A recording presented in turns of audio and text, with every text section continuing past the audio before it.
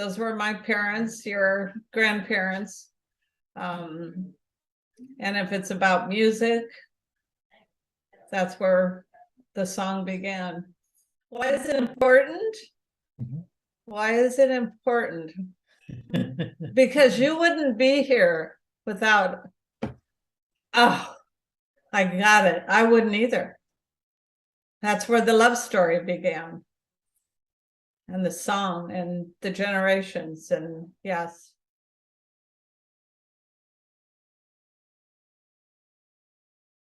So how old were you when Grandpa died? When Grandpa died, I was 9. You were 9. So do you remember music being a part of his life? Definitely. Tell us about that. Definitely. Well, I remember him playing the trumpet, and starting the brass. I especially remember after we came to the United States, because I was only 2 when we immigrated.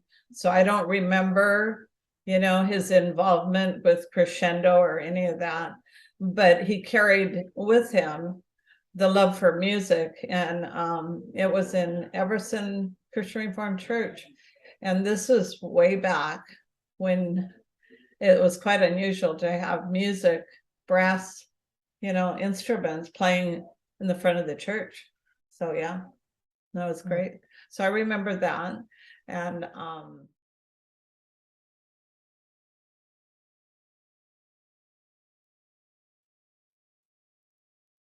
I think I had more understanding of the trauma of losing her husband, really suddenly. And I had more understanding how she navigated that. And because I've experienced that myself, and I thought that, I understood that's what happened to Mom, a suddenly trauma, and being forced to do that and thinking she needed to do it all herself. And the courage that took, and the determination, because I just appreciated that. And I just appreciate her, which I've always appreciated, her strong faith, and just, pushing forward. She didn't, even though she failed her driving test and couldn't drive, and your dad tried to teach her to drive, and that was too, she got a job and navigated life as a widow with a daughter that was, 9, and did different things. So yeah, moving from the country to the town and all of that. So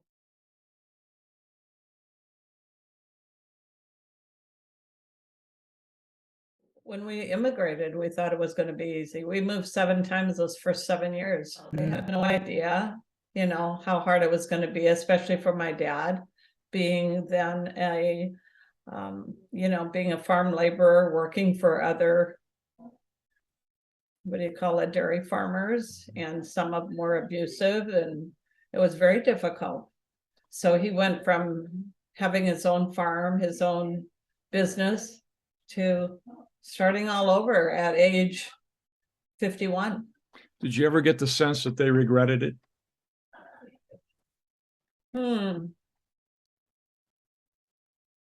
I don't know if they regretted it. I know that the one time that we went back to the Netherlands, and I think it was your dad and Greta, Uncle Hank and myself, that when we saw the road sign Openda, we stopped the car, and she just broke down emotionally, just cried and cried. And I think it was just a release for her of all they went through to leave that, all their family to come to. To me, it's like, that's incredible to me, to go to a country that you don't know the language, you don't know what's going to happen. It's kind of like a, Abraham story, right?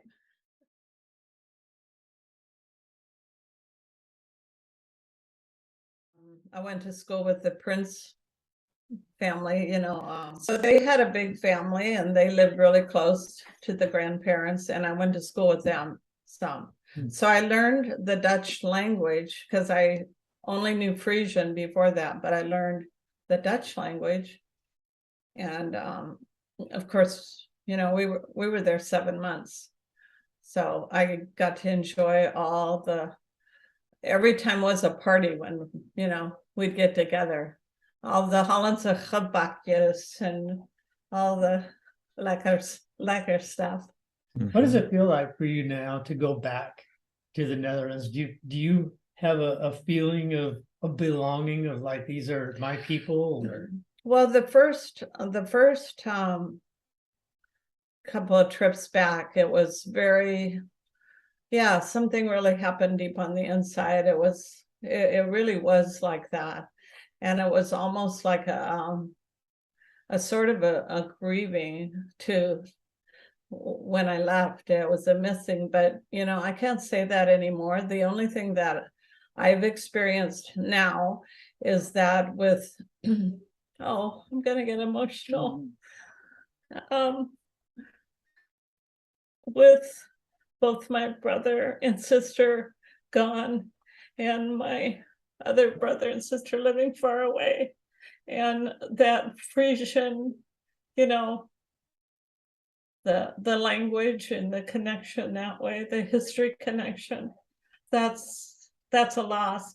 But recently I met a lady that actually lived maybe 4 or 5 miles down the same road that I was born in the Netherlands, and we connected. She speaks Frisian, and I can't tell you how that, it was like I found my sister.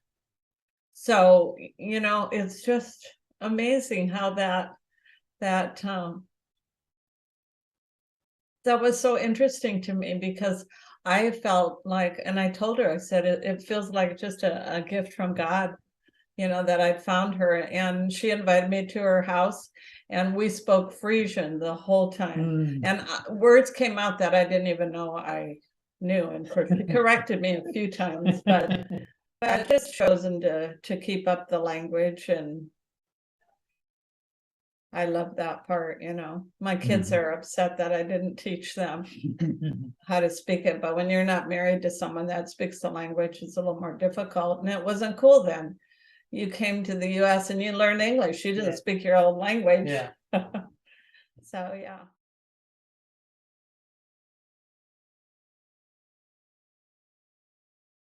Because my sister Greta had a lot more moments with her dad than I did with our dad, because she worked in the barn with him, and there was a lot more that kind of thing. And I had a hard time.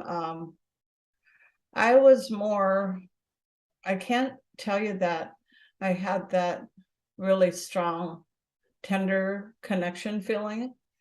I was more in fear of him, I think, you know. And I just remember that he loved to debate, and you know, he would have Gilbert Lankar over, and they would talk doctrine, church doctrine, and all of that. And you know, so it took me a long time to get healing in that area. Actually, there was a picture of my mom and dad, and my dad was holding my hand, and I remember just staring at that, because it was like he held my hand, you know.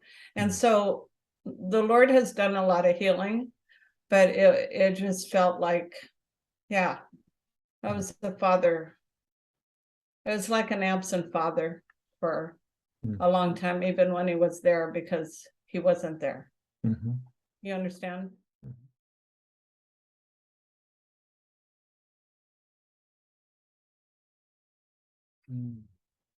Well, I often think of, and I think this is kind of a mystery in the family, because the siblings have talked about it, why would they leave, you know, their family, their country, everything. So there's some discovery of what those factors that were involved in that, as you likely know. But I guess you brought up earlier, they regret, doing that. That would be interesting, but why live in regret anyway? 7 months I wanted to live there. Hmm. I think it was your dad and mom that picked us up from the airport in Vancouver, and I spoke nothing but Dutch, and I told him I was going to marry somebody and move back to Holland. So, and he was going to be Dutch. Well,